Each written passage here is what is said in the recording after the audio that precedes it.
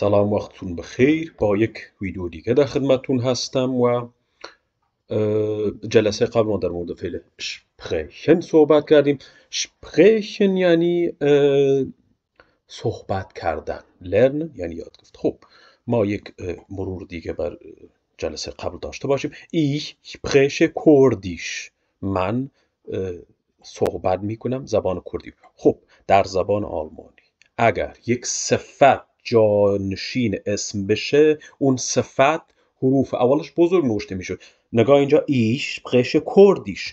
کردیش یعنی زبان صفت، اینجا یک صفت هست که جانشین به اون خاطر کش بزرگ میشه. در واقع این کردیش جایگزین این شده، یعنی این زبان کردیش جانشین کردیشه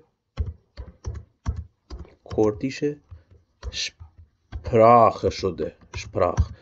Sprache یعنی زبان، اسم اینجا. خب پس ich spreche Kurdisch برابر است با کردیش Sprache، ولی عمدتاً میگن کردیش یا مثلا پرسیش یا مثلا شما اگر اینجا برای اینم بیاین دو spricht فارسی همون افش کوچک بنویسین، یه ای بهش اضافه کنین که ای اس آرتیکل میاد، فارسیشه یا البته فارسی همون فارسی Sprache نداریم، پرزیش داریم، فقط پرزیش Sprache. پس حالا این نکته بود، فقط میخواستم فقط شما بدونی این ich spreche کردیش هم که فقط برای کسایی که امتحان میدن موقع صحبت کردن زیاد فرقی نداره. در زبان آلمانی اینطوری یک صفت جایگزین اسم بشه، اون صفت که میاد حروف اولش مثل اینجا که کردیش هست حروف اولش بزرگ نوشته میشه. در واقع کردیش جانشین کردیش Sprache شده. Sprache یعنی زبان، اسمش بزرگ نوشته اینجا اسم، بله،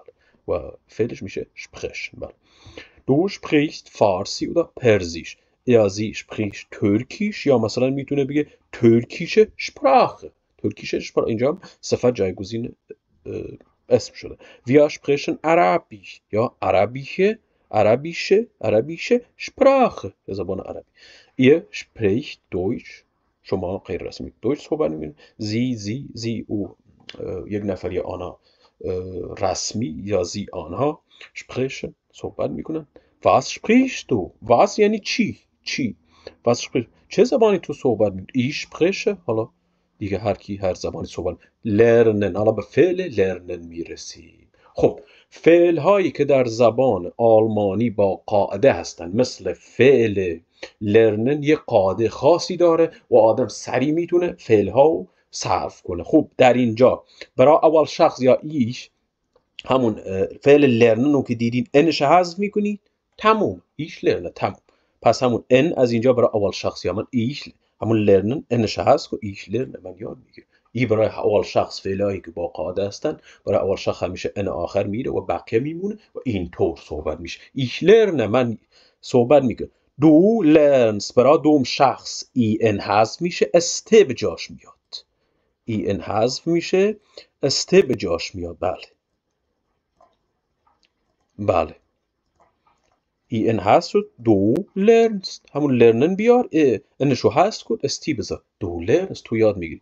برای es sie، برای او آقا، اس او اشیا و زی، حالا من اینجا زی و چیز رو جابجا نوشتم ولی اشکالی نداره، میشه فقط بدانید که برای او آقا، اس برای او اشیا و زی برای او خان. learned انش حذف میشه، ت میگیره. برای سوم شخص مفرد انش حذف میشه، ت میگیره. تموم همینه. یه learned عمدتاً در زبان آلمانی فعلایی که با قاعده هستن سوم شخص مفرد و شماها غیر رسمی مثل همصرف. اگر اینجا ببین یه learned مثل RSC صرف شده، یه انش حذف شده و فقط یک ت گرفته. تموم. ویا lernen، ویا همون مستر میمون، ای مستر.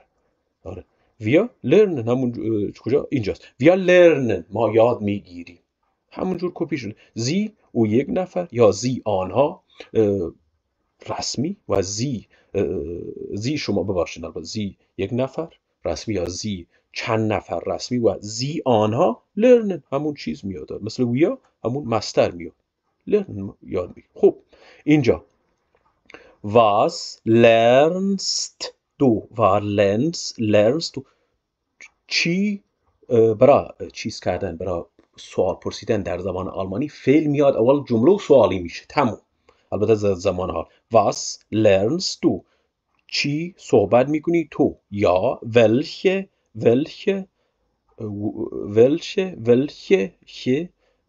Sprache lernst du. welche یعنی کدام، Sprache گفتیم یعنی زبان، lernst که برای دو حرف شده، کدام زبان تو یاد میگیری. مثلا میگم ich lerne Deutsch، یا مثلا میتونم بگم در جواب بگم ich lerne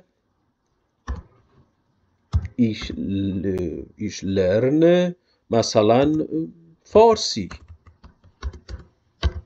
بله، یا مثلا ich lerne عربیش، یا ich lerne همونطور که در بالا داشتیم ich lerne مثلا یا دو بله، البته کسی که از شما میگونه welche Sprache sprichst du تو باید با ich جواب بدی. ich lerne مثلا ich lerne عربی بله، یا آره عربیش بله.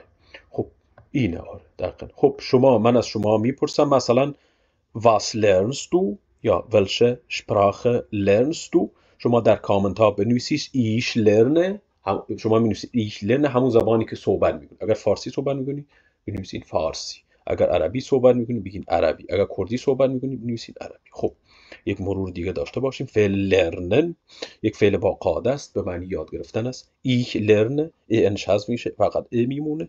ich lerne من یاد میگیرم. du lernst en حذف میشه به جاش است میگه du lernst تو یاد میگیره. sie lernt en حذف میشه ت میگیره یعنی او یاد میگیره. ihr lernt بازم en حذف میشه مثل شخص مفرد ت میگیره. شما یاد میگیرید. wir lernen sie lernen بله. خب من ویدیو بیشتر از این طولانی نمی کنم تا جلسه بعد. Tschüss.